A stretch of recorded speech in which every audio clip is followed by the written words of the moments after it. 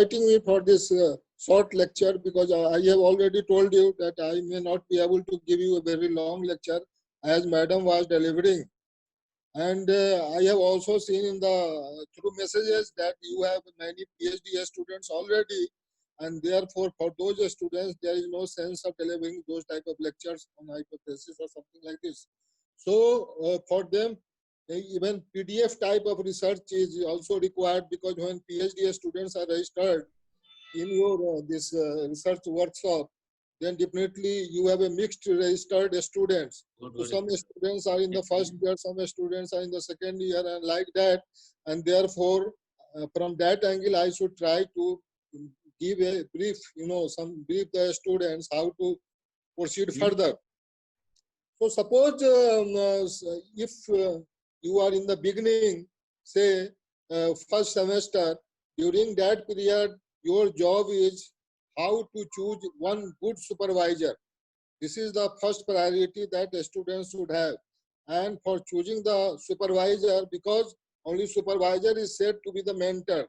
So your mentoring will be done by supervisor only. So if you are not choosing a good supervisor at this stage, then your whole 4 years is going to waste.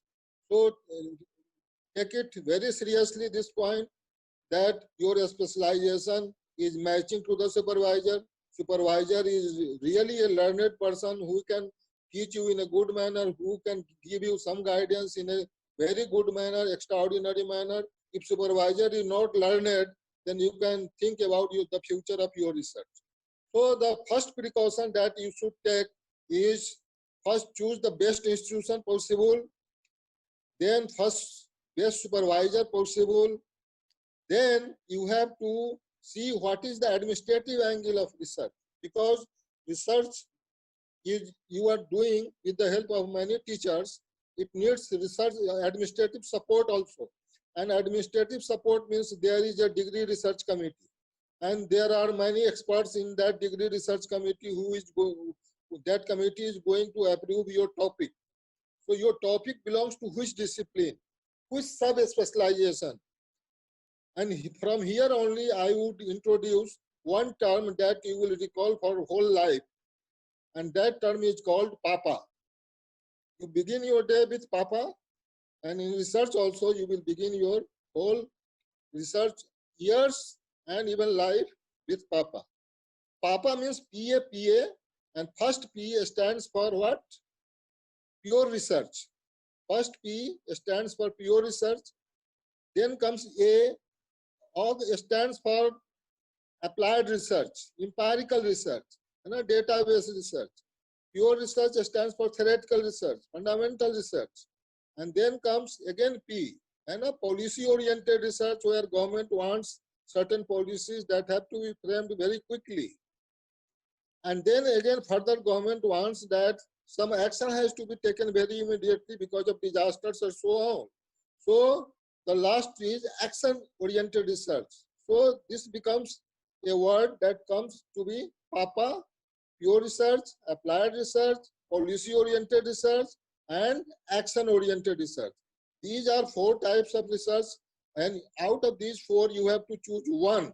Which one? Normally, what is happening, I tell you, normally in universities and institutes which are run by ICSR also, pure research in our country is very negligible, almost nil.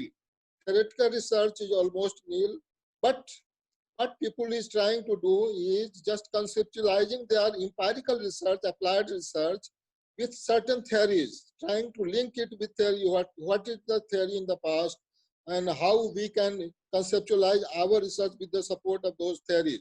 So in any case, pure research, 100% fundamental research you are not going to do, but even if you are going to have one chapter on theoretical research, that chapter should be very advanced. And you have to see what are the theories in the past and how you can frame certain link in the light of your topic and those past theories. So this conceptualization is very much relevant, and from this angle you have to do exhaust survey of literature. And here this is the issue, that when you read good things, only you can deliver good things. When you will read bad literature, you will be delivering bad literature yourself also. So always search good. Good means what? Good means nowadays situation has changed. 50 years ago, the research was of different types, outdated, and only there was no computer, no help from softwares, etc., etc. But nowadays research has become very easy. Easy in the sense that you have a good computer which store your data. You have a software to process the data. You have the various softwares to define your results, and only work you have to do is to analyze those results. So in the light of your PhD synopsis or even postdoc synopsis, your job is to just process and analyze the results. So this is the job, and from here only you have to be research oriented. Research oriented means don't go for outdated things. Always go for innovative things, new things, current things, and this will help you because current things are required by the society, required by the government, required by the academia, and therefore it will be very much helpful for you. So this is all about Papa. Papa, you now understand what I mean to say, and you have chosen some alphabet from this cup. After that, we go to second stage. That is called PIA. PIA. PIA. PIA is a Bhojpuri word. PIA is a Sweden word. PIA means a very small girl, child, which is very lovely. So in research also, you have to be very, you should have a very lovely stand. And unless until you take a good stand, you may not be able to give and deliver a very standard research and output. So PIA, P means problem. As madam was teaching you just now, problem, P stands for problem, I stands for investigation, and A stands for what? That is analysis. You have to analyze. So problem is there, investigation you have to do, and analysis you have to do. So after that, once you do all these three things, problem after identification, so many problems, you choose one problem, which is very grave problem, which is very relevant problem, which is very social oriented problem. For example, at present, all researchers are trying to contribute in the area of COVID-19 only, because every 1 month passes, we see so many literature has come, so many papers have been published. So the contribution of researcher should be social oriented, because once society is improving, you will be improving and nation is improving. So identify so many problems are there, but you don't have, you can't even choose more than one. So you have to prioritize which problem is the best problem virtually, not the least relevant problem, but the most relevant problem. And after identification of most relevant problem, you have to investigate why this problem is.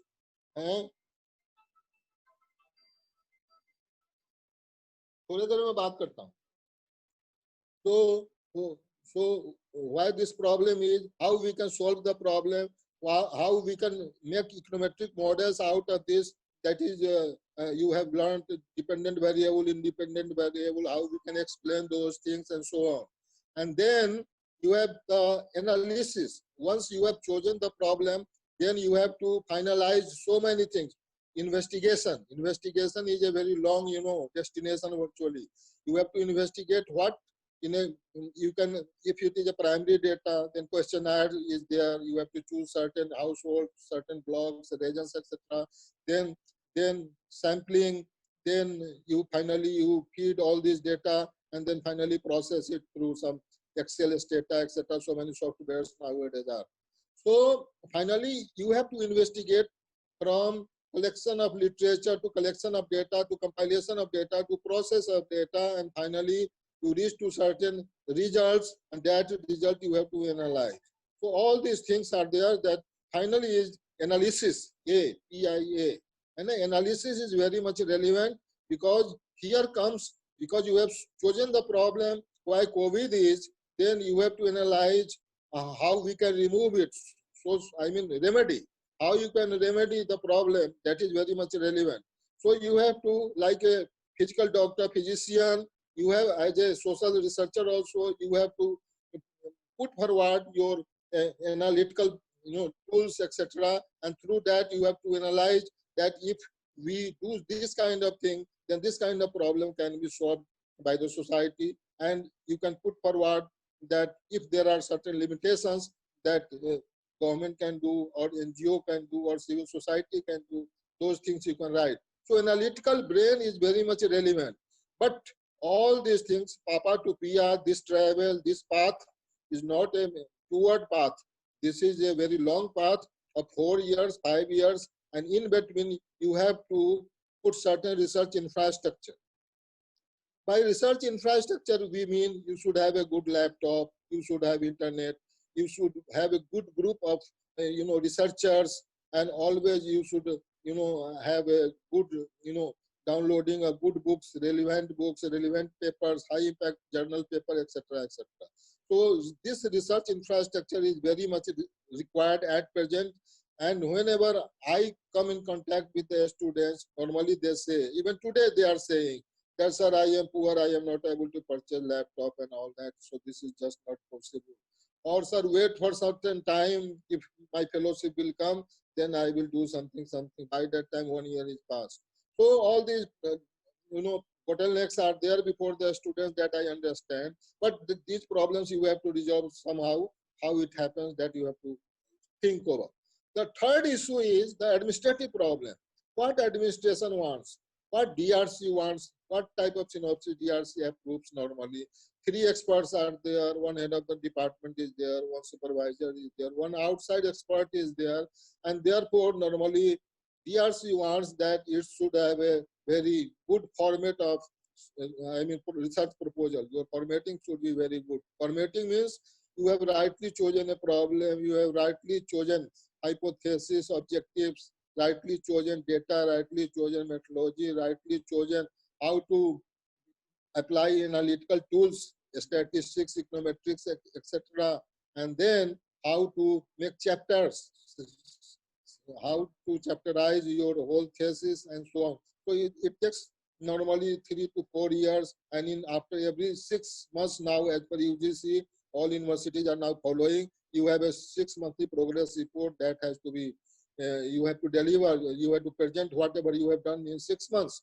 So these 6 months, every 6 months means at least 6-7 times you have to present before the DRC, RDC, and then they have to decide whether your presentation is satisfactory or not satisfactory. So it means some output you have to deliver. If research institute is a very high standard, then your labor will also be a very high standard. If research institute is just like that and a C category, then even if you do not present, just all will sign. This kind of practice is going on, and we are the party to all these things. I declare it right now, no problem. So because of all these things, ultimately it is your brain. How after doing hard work you can improve yourself. After all, you are doing research for 2 purposes. One, that is employment. Employment is the priority, because heavily populated country, very tough competition, and for PhD holders also very tough competition. Jobs are very less, and everybody is running after government job. So that government job is also very less. Sometimes they advertise, but they do not recruit. And every time this is happening, even if they recruit, there is litigation in the High Court. So all these practices are going on in the society. And in this situation, you have how you can develop, that you have to decide on. So there is nothing wrong in doing hard work, come in contact with good persons, and then you can satisfy the DRC through your presentations. Now in presentation, communication skill is must. Even if I have seen so many students, even if they know that, but they don't have the expression capacity to express in the presentation, and normally they do not they are not in a position to present in a nice manner, but knowledge they have. So why this happens? Because you have a rural background. Suppose there are 2 types of students I compare. One, urban students, metropolis students having very good background of English, and one rural students, rural student, he or she could not having good background of English. But in India, at least English is required, And now normally I say every student has to be bilingual, one in Hindi master and in English master. So your communication skill, presentation style, expression, all these things are required at that time. And at that time, it is not only economics or psychology or sociology that matters, but it is English that counts a lot. And from rural background people, please note, there is no alternative to it.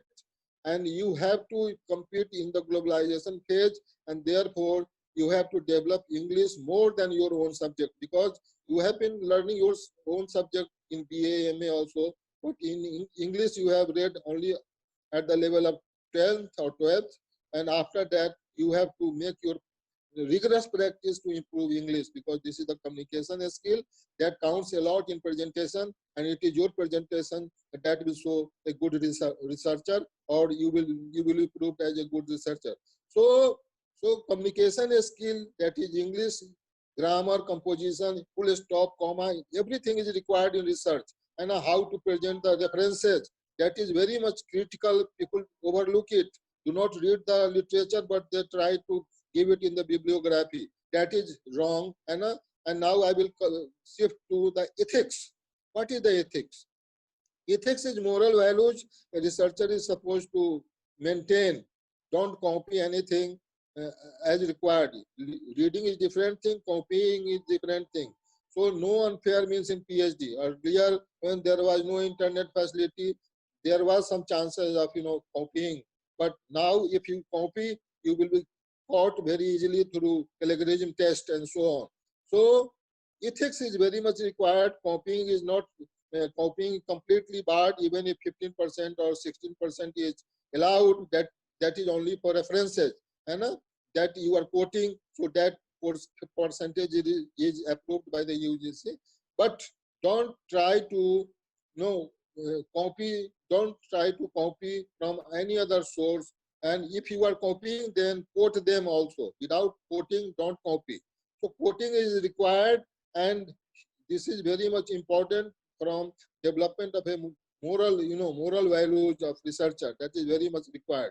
Normally, those institutes who are not, very very reputed, they are overlooking all such things. But nowadays, Sodh Ganga is there. Your thesis has to be uploaded there, and if you are copying, then you will be caught very easily that you have copied this thesis from this several sources.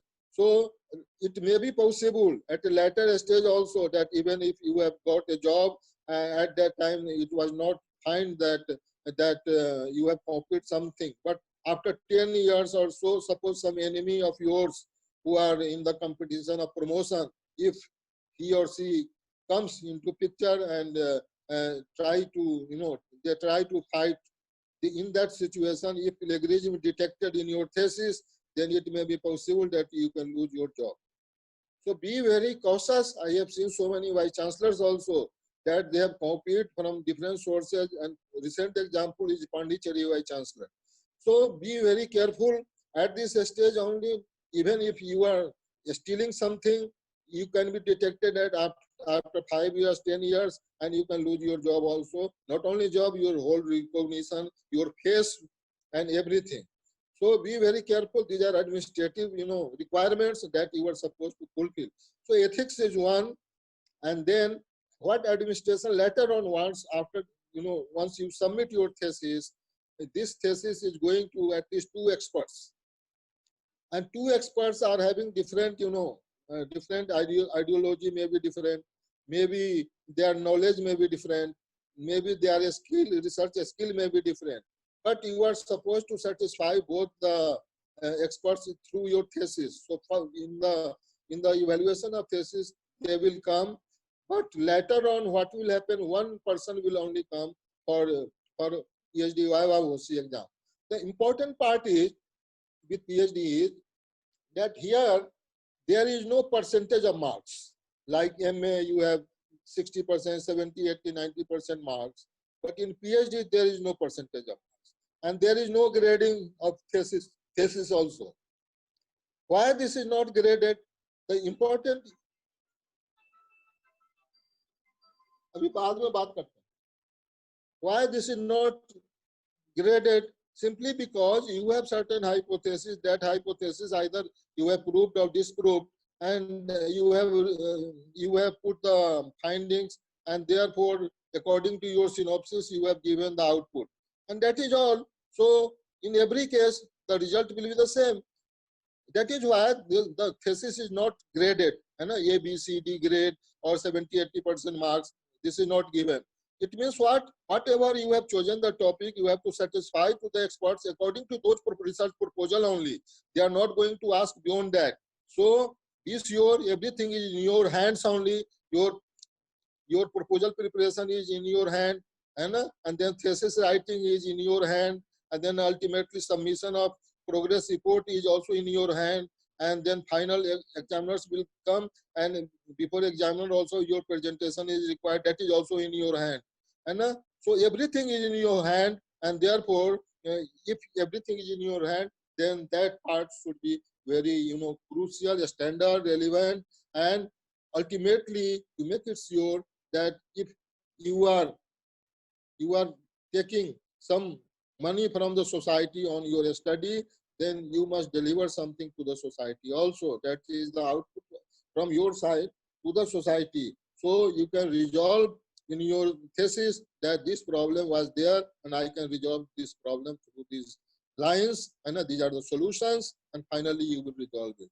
So I think you must understand what I am trying to say, that this is not only the subject which is crucial, other than subject also you need so many things, you need sociology people need sociometrics, economics people need econometrics, statistics, mathematics, and English is required for all social sciences. Normally I have observed nowadays, particularly after the internet came, and people are just making so many mistakes, and everywhere few sentences, and if you can read, you can find so many mistakes. And why? Because you have to understand SMS formula is going on, WhatsApp formula is going on, in short, write something, and that appears in thesis also. Because once your culture is developing like this, you will develop everywhere. So don't try to deteriorate your culture. Your culture should be very positive, very forwarding, very relevant, and very society oriented. All these things are required. And then if you have any question, you can ask.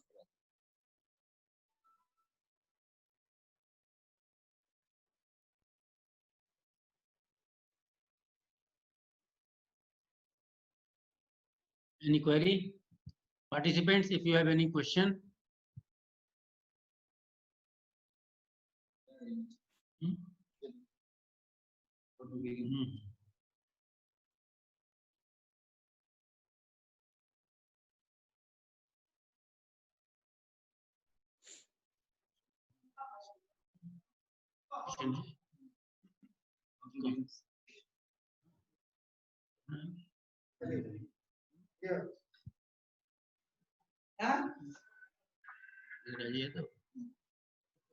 Here is a question, sir, from Raju Yadav, that if anyone has copied matter from somewhere and given proper references in his thesis, can violation of Copyright Act be imposed on him for not taking permission from author?